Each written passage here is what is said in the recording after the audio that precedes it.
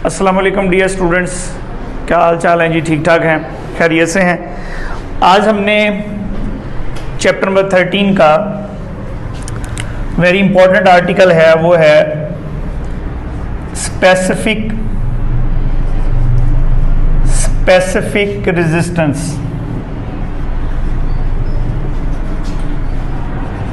Specific resistance या फिर इसको रेजिस्टिविटी भी कहा जाता है। This is also called resistivity, specific resistance और रेजिस्टिविटी। इसमें देखें जी, फर्ज करें ये हमारे पास एक कंडक्टर है, ये कंडक्टर है जी, ठीक है। इस कंडक्टर की लेंथ कितनी है? L। इसका ये, क्योंकि जितनी भी तारें हैं वो गोल होती हैं, तो इसका जो क्रॉस सेक्शनल एरिया है वो कितना है? A। क्रॉस सेक्शनल एरिया कितना है? A। और इस कंडक्टर की लेंथ कितनी है? L। अब किसी भी कंडक्टर की जो रेजिस्टेंस है वो उतनी ज्यादा होगी, यानी resistance of the conductor is directly proportional to L। देखिए, इस कंडक्टर के ये एटम्स हैं, किसी भी कंडक्टर में रेजिस्टेंस किस वजह से होती है? किसी भी कंडक्टर में जो रेजिस्टेंस है वो फ्री इलेक्ट्रॉन्स और एटम्स के आपस में टकराने की वजह से होती है। अब जब बैटरी ने इन इलेक्ट्रॉन्स को धक्का लगाना है, तो जितनी ज्यादा लेंथ होगी इसका मतलब है उतने ज्यादा इलेक्ट्रॉन्स होंगे, और इलेक्ट्रॉन्स के दरमियान आपस में रिपल्सिव भी होती है, रिपल्सिव फोर्स भी है। तो जितनी ज्यादा लेंथ होगी उतनी कंडक्टर की रेजिस्टेंस ज्यादा होगी। So resistance of the conductor is directly proportional to the length of the conductor. Number 2, resistance of the conductor is inversely proportional to A. खुले पाइप में पानी का बहाव आसानी से हो सकता है, तंग पाइप में क्या होगा? मुश्किल होगी, रेजिस्टेंस ज्यादा होगी।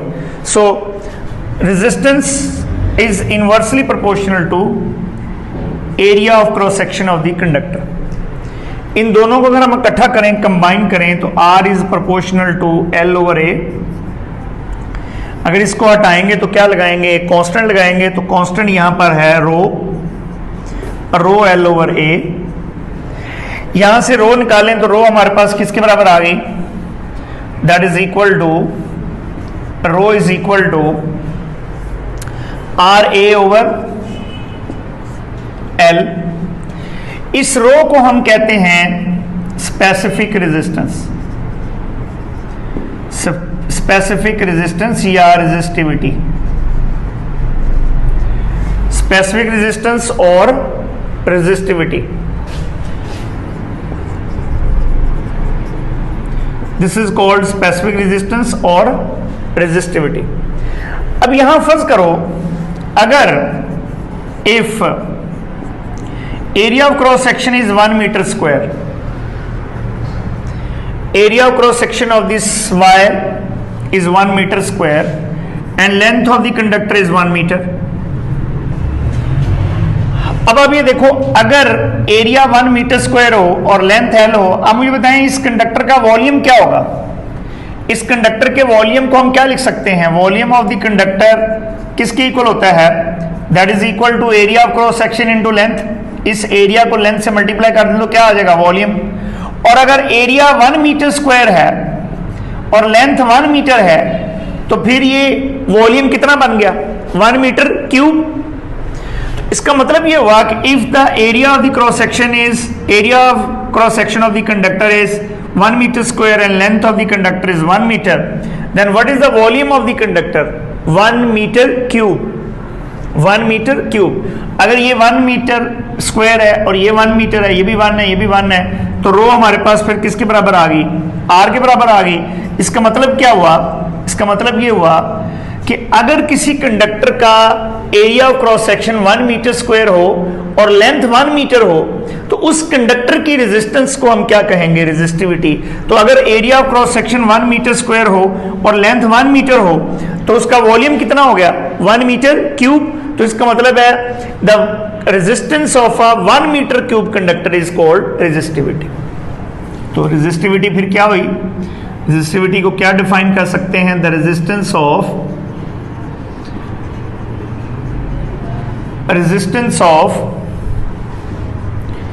1 metre cube conductor,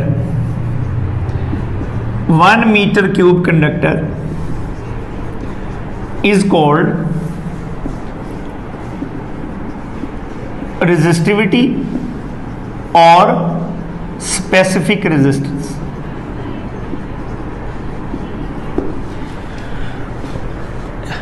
specific resistance और रेजिस्टिविटी।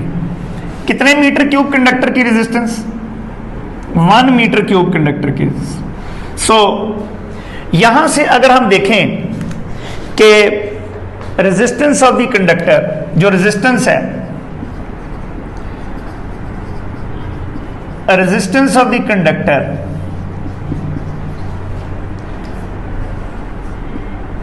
अच्छा, इससे पहले जरा रेजिस्टिविटी के यूनिट्स जरा देख लें, फिर इनमें दोनों में फर्क जरा देखते हैं।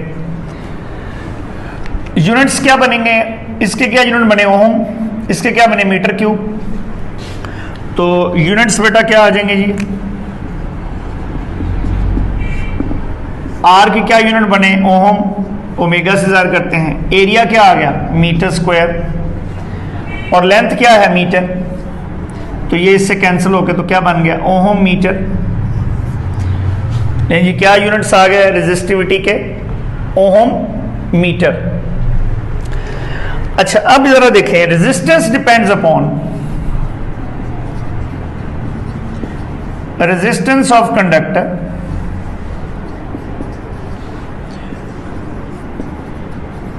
Depends upon.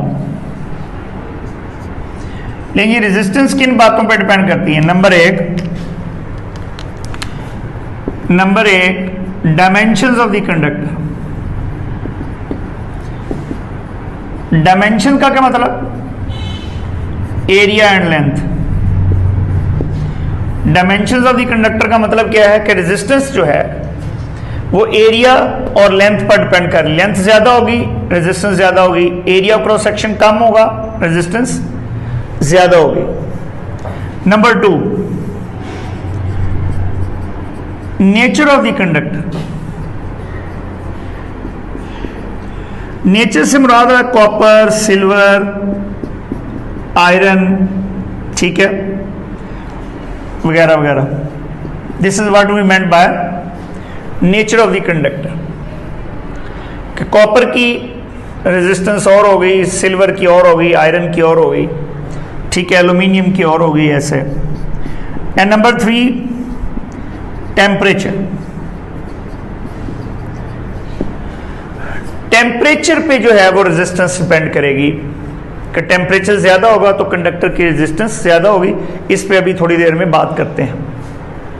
So resistance of the conductor depends upon dimensions of the conductor, nature of the conductor and temperature. अब लेकिन जो रेजिस्टिविटी है, रेजिस्टिविटी जो है ये डायमेंशंस पर डिपेंड नहीं करती। Resistance of the conductor does not depend upon the dimensions of the conductor. जो रेजिस्टेंस है it does not depend upon the dimensions of the conductor. ये किस पे डिपेंड करती है, specific resistance. It depends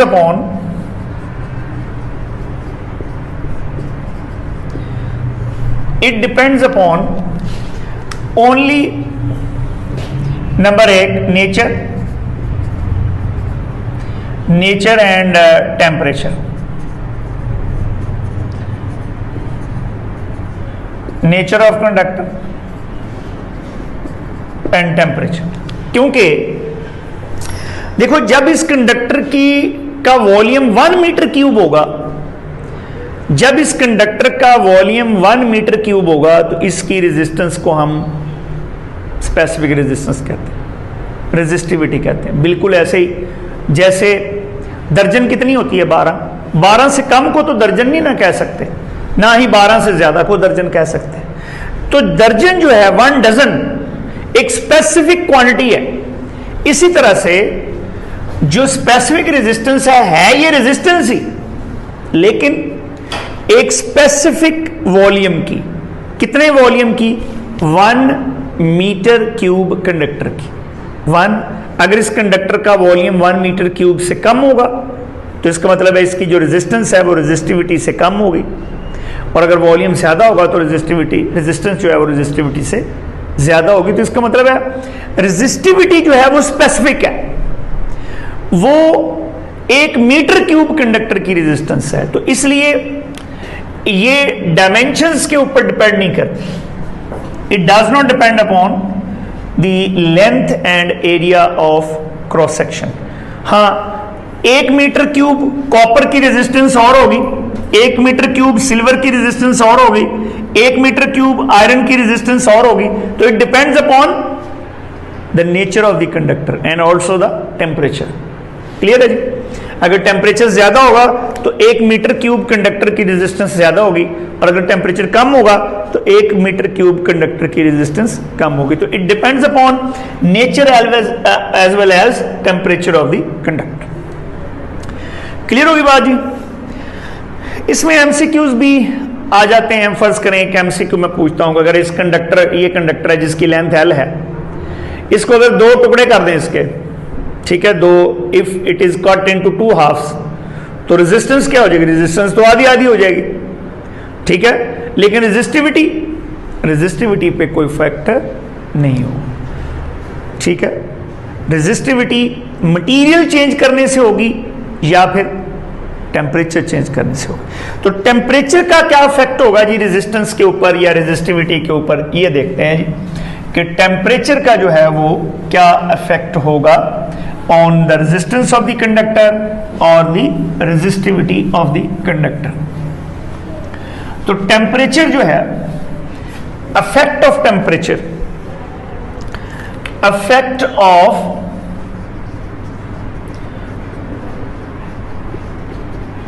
temperature. अच्छा बेटा ये देखें कि अगर किसी कंडक्टर का टेम्परेचर बढ़ाया जाए, अगर किसी कंडक्टर का, ये कंडक्टर है ऐसे, अगर किसी कंडक्टर का टेम्परेचर बढ़ाया जाए, ये है जी कंडक्टर, तो क्या होता है, इनके एटम्स की वाइब्रेशनल काइनेटिक एनर्जी बढ़ जाती है, जिसके नतीजे में इलेक्ट्रॉन्स का एटम्स के साथ कोलिजन बढ़ जाएगा, जिसके नतीजे में रेजिस्टेंस बढ़ जाएगी। सो resistance of the conductor increases with the increase in temperature. तो टेम्परेचर इंक्रीज करने से क्या हुआ, एटम्स की वाइब्रेशनल काइनेटिक एनर्जी बढ़ गई, वाइब्रेशनल काइनेटिक एनर्जी बढ़ी तो एटम्स और इलेक्ट्रॉन्स का आपस में कोलिजन बढ़ गया, कोलिजन बढ़ा तो रेजिस्टेंस बढ़ गया। सो resistance increases with the increase in temperature of the conductor. फर्ज करो ये हमारे पास एक कंडक्टर है, कंडक्टर नंबर 1, ये कंडक्टर है कंडक्टर नंबर 2, दोनों की डायमेंशंस और दोनों की डायमेंशन सेम है। क्या मतलब है, ये कंडक्टर नंबर 2 है, ये कंडक्टर नंबर 1 है, दोनों की डायमेंशन सेम होने का मतलब है कि ये एक जितनी लंबी तारें हैं, दोनों तारें एक जितनी लंबी हैं, और दोनों एक जितनी मोटी तारें हैं, दोनों का क्रॉस सेक्शन एरिया भी जो है वो क्या है, सेम है। यानी ये दो तारें हैं, ये समझ ले, दोनों की लेंथ सेम है, दोनों का एरिया सेम है, एक जितनी मोटी एक जितनी लंबी। फर्ज कर लें 0 डिग्री सेंटीग्रेड पर इसकी रेजिस्टेंस, यानी 0 डिग्री सेंटीग्रेड पर the resistance of the conductor at 0 degree centigrade, resistance of the conductor, let's say resistance of the conductor at 0 degree centigrade R0, ठीक है, resistance of the conductor at T degree centigrade is RT, अच्छा, अब मैं यहां पर ये देखो, गौर करो, ये कंडक्टर नंबर 1 था, ये कंडक्टर नंबर 2 था। इसकी लेट्स से कि इसकी 0 डिग्री सेंटीग्रेड पर, 0 डिग्री सेंटीग्रेड पर इसकी रेजिस्टेंस है जी 5 ओम। मैं मिसाल दे रहा हूं जस्ट समझाने के लिए। इसकी 0 डिग्री सेंटीग्रेड पर रेजिस्टेंस है 8 ओम। किसकी 0 डिग्री सेंटीग्रेड पर रेजिस्टेंस ज्यादा है? इसकी। अब दोनों का टेम्परेचर 5 डिग्री सेंटीग्रेड बढ़ा देते हैं। तो 5 डिग्री सेंटीग्रेड पर देखा गया कि अगर इसकी रेजिस्टेंस फर्ज करें 10 डिग्री सेंटीग्रेड हो गई, तो इसकी जो रेजिस्टेंस है वो हो गई 16 लेट्स से। अच्छा, 5 डिग्री टेम्परेचर बढ़ाने से इसकी रेजिस्टेंस में कितना इजाफा हुआ? 5। इसकी रेजिस्टेंस में कितना इजाफा हुआ? 8। तो इससे ये हम नतीजा निकालते हैं कि किसी कंडक्टर की रेजिस्टेंस में चेंज उतनी ज्यादा आएगी जितनी उसकी 0 डिग्री सेंटीग्रेड पर रेजिस्टेंस ज्यादा होगी। सो चेंज इन रेजिस्टेंस क्या होगी जी? यहां से चेंज इन रेजिस्टेंस, बेटा 0 डिग्री सेंटीग्रेड पर रेजिस्टेंस R0 है, T डिग्री सेंटीग्रेड पर RT है, तो चेंज क्या आ गई? RT minus R0। तो change in resistance which is RT minus R0 is directly proportional to R0। यानी 0 डिग्री सेंटीग्रेड पर किसी कंडक्टर की रेजिस्टेंस जितनी ज्यादा होगी उतनी चेंज भी ज्यादा आएगी टेम्परेचर के इंक्रीज करने से। So change in resistance is directly proportional to the resistance of the conductor at 0 degree centigrade. ये equation number 1। And change in resistance उतनी ज्यादा आएगी जितना आप टेम्परेचर इंक्रीज ज्यादा करेंगे। 5 डिग्री सेंटीग्रेड इंक्रीज करेंगे तो चेंज और होगी, 10 डिग्री सेंटीग्रेड करेंगे तो और होगी, 20 करेंगे तो और होगी। सो इन दोनों को अगर हम कर दें इकट्ठा, तो change in resistance is proportional to R0 into T। इसको हटाएंगे तो क्या लगाएंगे? कांस्टेंट। और यहां कांस्टेंट जो है वो है alpha R0 into T। Alpha यहां से क्या निकल आया जी? Alpha is equal to RT minus R0 over R0 into T. This alpha is called temperature coefficient of resistance. Temperature coefficient of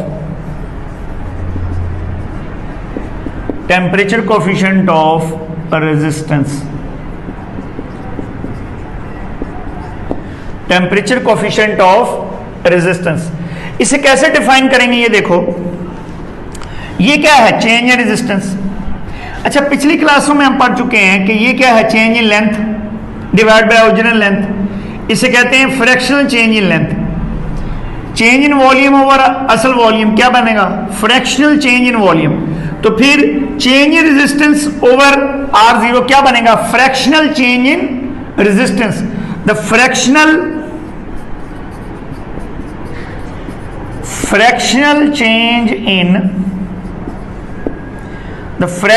change in resistance पर केल्विन या पर degree rise in temperature, पर डिग्री राइज इन टेम्परेचर। यानी 1 degree centigrade temperature increase करने से, 1 degree centigrade temperature increase करने से या 1 केल्विन टेम्परेचर इंक्रीज करने से कंडक्टर की रेजिस्टेंस में जो फ्रैक्शनल चेंज आती है, वो जो थोड़ी सी चेंज आती है, fractional change, that is called temperature coefficient of, is called temperature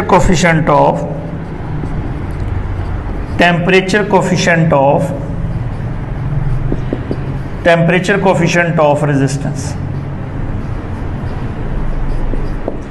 इसके यूनिट्स क्या होंगे? चेंज इन रेजिस्टेंस के यूनिट ओहम, इसके भी यूनिट ओहम, ओहम से कट गया तो क्या आ गया? इसके यूनिट्स जो है वो क्या आ गए जी? यूनिट्स जो है वो पर केल्विन या पर degree rise in temperature.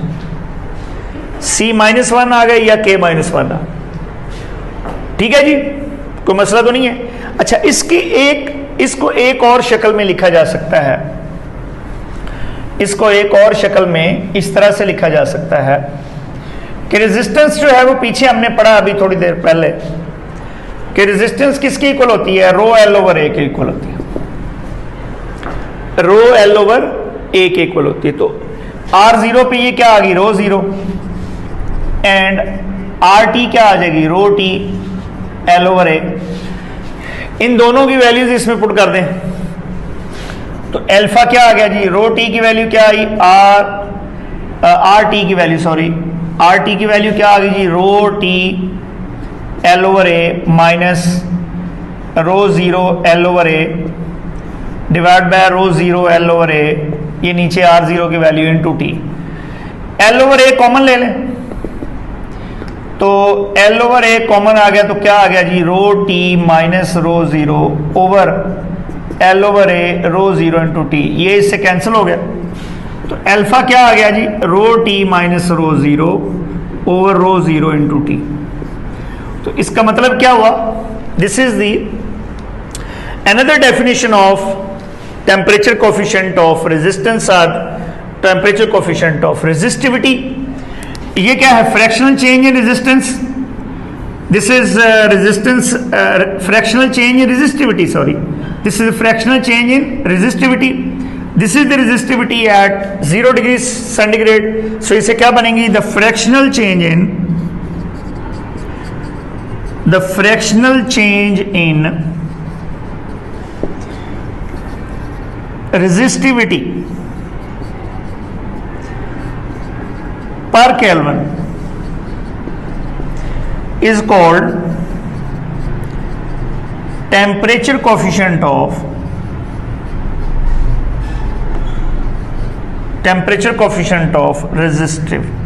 resistivity, temperature coefficient of resistivity। Units इसके यहां से भी क्या निकलेंगे, केल्विन ही निकलेंगे। So this is your topic, today's topic जो हमने आज पढ़ा है।